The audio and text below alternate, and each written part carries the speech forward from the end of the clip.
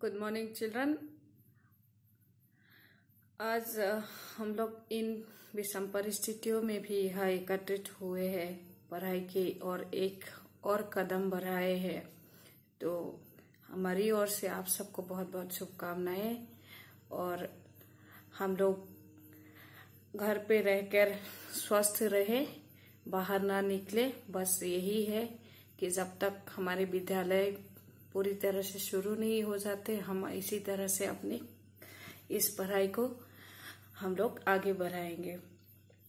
तो हमारी आज की विषय है जो हम आज पढ़ने जा रहे हैं, हमारे आज के विषय जो है वो है रामविलास शर्मा द्वारा लिखित पाठ जो है वो है धूल।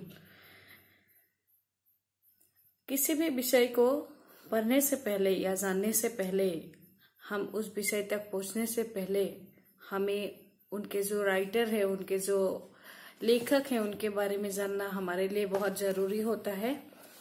तो यहाँ पे मैं संक्षेप में, हालांकि किताब में दिया हुआ है, फिर भी मैं कुछ एक आध पॉइंट, एक आध जो बिंदुएं है उस पर मैं दृष्टि डालना चाहूंगी।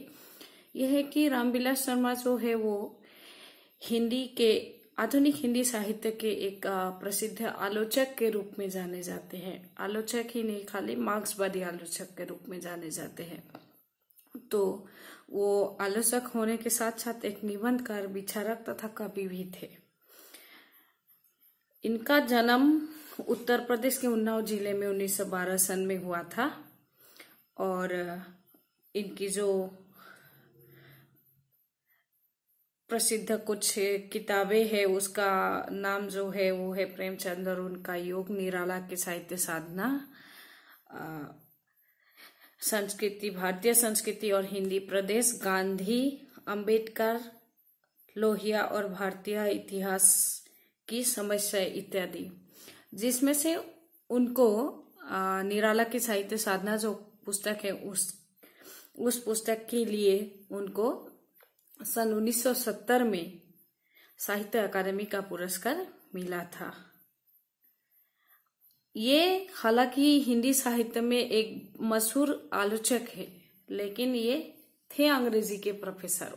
जो कर्म थे उनके, वो अंग्रेजी के प्रोफेसर थे। तो हम पाठ को आगे बढ़ाते हैं। पाठ का नाम है धूल। धूल, धूल का मतलब आप सब लोग समझते होंगे। धूल का मतलब होता है धूली। असमीज में भी इसको धूली बोलते हैं, और जो है हिंदी में भी धूली ही बोलते हैं। तो धूल है। और ये जो पाठ है उसके शुरू शुरू में ही लेखक ने एक कविता की पंक्ति दिए है, जिसके कारण धूली भरे हीरे कहलाए।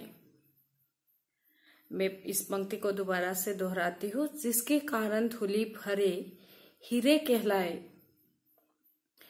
ये जो प्रसिद्ध पंक्ति है, ये पंक्ति कवि मैथिली शरण गुप्त की मातृभूमि नामक कविता से ली गई है। मैथिली शरण गुप्त हिंदी के राष्ट्र कवि माने जाते हैं, हिंदी साहित्य में राष्ट्र कवि के नाम से जाने जाते हैं। उनके एक प्रसिद्ध कविता है मातृभूमि। इस कविता से ये पंक्ति ली गई है, जिसके कारण धूली भरे हीरे कहलाए। इस पंक्ति में कवि ने यही कहा है कि जो कुछ भी है हमारे जीवन में, जो है धूल का महत्व कितना है, क्या है, उसके बारे में बताया है। धूल जो है वो हमारे जीवन में बहुत महत्व रखते हैं। कहने का तात्पर्य ये है कि जो मिट्टी, जो हमारी जो जन्मभूमि है, वो हमारे लिए बहुत महत्वपूर्ण होती है। और जो है बच्चे जो है इन मिट्टी में ही खेलकर पले बड़े होकर बड़े होते हैं और पलते हैं इसमें, इस मिट्टी से ही वो खेल कूद कर बड़े होते हैं।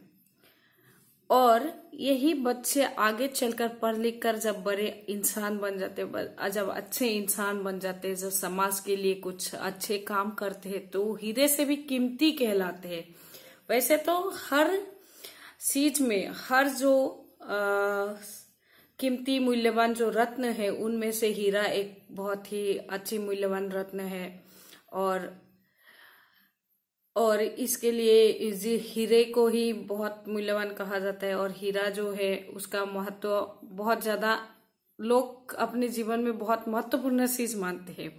ठीक उसी तरह से बच्चे भी जो है, बच्चे हमारे देश के लिए, हमारे जो है आने वाले जो समाज को बदलने की एक जो परिस्थिति रखते हैं, उसके लिए बच्चे जो है वो बहुत एक कीमती चीज होते हैं। तो लेखक इसमें जो है, लेखक जो है हीरे के बारे में नहीं बताना चाहते हैं, डायरेक्टली हीरे के बारे में नहीं बताना चाहते। प्रस्तुत पाठ में लेखक जो है उसमें हीरे के बारे में नहीं, बल्कि जो उससे भी कीमती जो चीज है, जो उससे भी कीमती, हीरे से भी कीमती जो चीज है वो है बच्चे, और वो उन प्रिय बच्चों के बारे में बताना चाहते हैं। लेखक कहते हीरे के प्रेमी तो शायद उसे साफ सुथरा खरादा हुआ, आंखों में चकाचौंध पैदा करता हुआ देखना पसंद करेंगे, परंतु हीरे से भी कीमती जिस नयन तारे का जिक्र इस पंक्ति में किया गया है वो धूली से भरा ही अच्छा लगता है। तो यहाँ पे खरादा हुआ मतलब बिल्कुल एकदम खड़ा, चकाचौंध, जो बिल्कुल ही बहुत ही अच्छा हो, जिसको इंग्लिश में हम लोग बोलेंगे पॉलिश किया हुआ, पॉलिश, जिसको पॉलिश किया हुआ बोलेंगे। तो ये जो है हीरे जो है, जौहरी, जौहरी मालूम है ना आप लोगों को? जौहरी, जौहरी जो है वो हीरो को परख, हीरो के परख जौहरी को जिस तरह से मालूम होता है, जिस तरह से हीरे को देखकर ही जौहरी पहचान जाते हैं, और हीरे की जो चमक होती है वो आंखों को बहुत अच्छा लगता है, बहुत भा जाता है। लेकिन लेखक कहते हैं कि इन हीरो से भी जो कीमती चीज है वो है बच्चे, और इस पंक्ति में बच्चे जो है वो धूल से सना हुआ, धूल में खेलकर, धूल से एकदम लथपथ, धूल से एकदम लथपथ बच्चे जो है वो बहुत ही अच्छे लगते हैं। और आगे लेखक कहते हैं जिसका बचपन गांव के गलियारे की धूप में बीता हो वो इस धूल के बिना किसी शिशु की कल्पना कर ही नहीं सकता।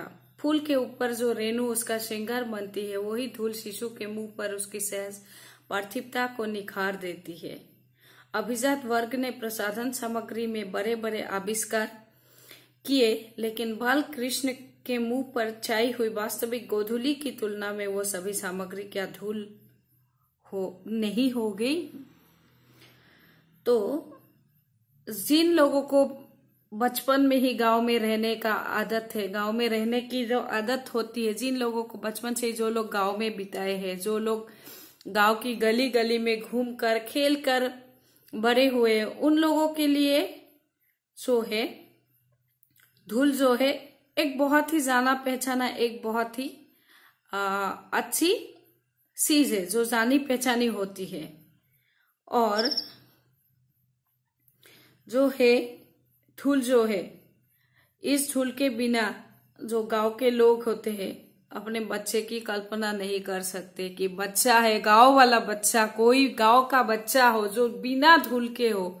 वैसे कोई भी गांव के लोग वैसे बच्चे को कल्पना कभी नहीं करते, वैसे बच्चे की कल्पना कभी करते ही नहीं है, क्योंकि उनके लिए क्या है, उनके लिए गांव है। गांव का मतलब जैसे हम लोगों को गांव बोलने से एक छवि हमारे मन में आ जाती है, जैसे हरे हरे पेड़ पौधे हैं, आम की पौधे, कटहल की पौधे जैसे, और बहुत सारे अमरूद की पौधे जैसे हो, पेड़ पौधे बहुत सारी हो, जैसे धूल मिट्टी, कच्चा घर। हालांकि आजकल सब पक्के घर हो गए, वो अलग बात है, लेकिन ऐसे एक सम्यक एक दृष्टि अगर हम देखा जाए, एक नजर से देखा जाए, तो गांव बोलने से खाली यही सारी, जैसे विभिन्न प्रकार के जानवर, जैसे गाय हो, भैंस हो, बकरी हो, ये सारी चीजें हमारे मन में आ जाते हैं। तो गांव के जो बच्चे हैं, वो गांव के बच्चे इन सारी चीजों से ही अपने आप को जो है एक इन सारी चीजों से ही अपने आप को हर दम इन सारी चीजों से ही अपने आप को बांधे हुए, घिरे हुए रहते हैं। और गांव के लोग अपने बच्चे की कल्पना भी इन सारे चीजों से परे नहीं समझते हैं।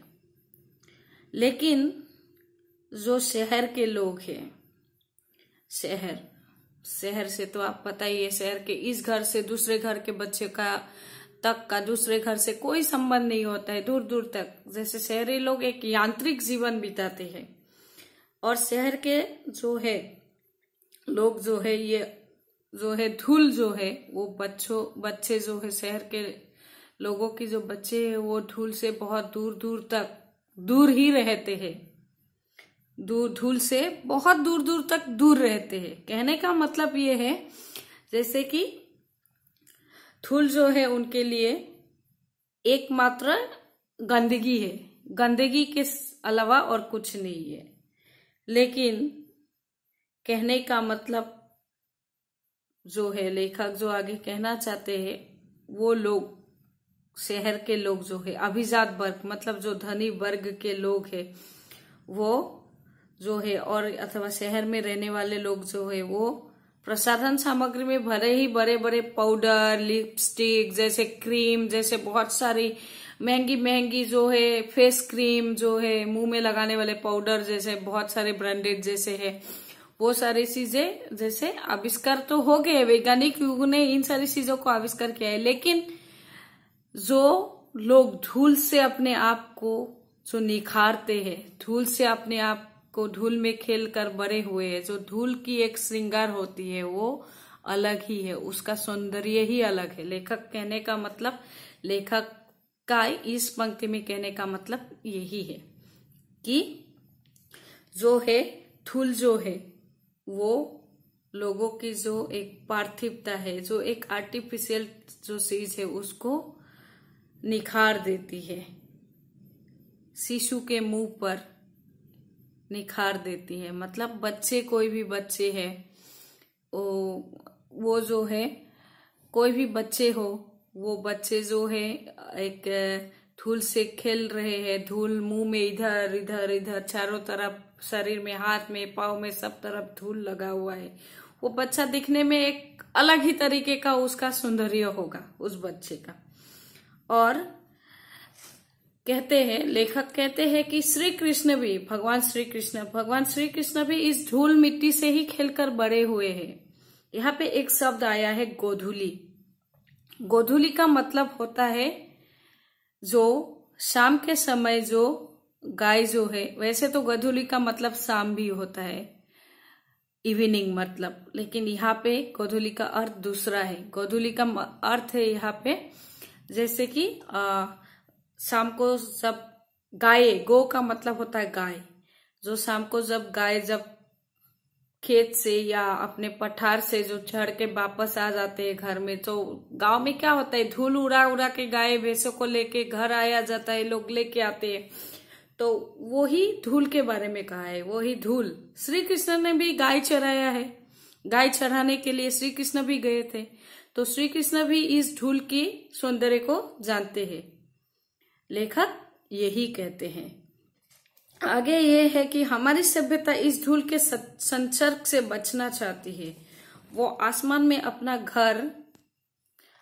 घर बनाना चाहती है। इसलिए शिशु भोलानाथ से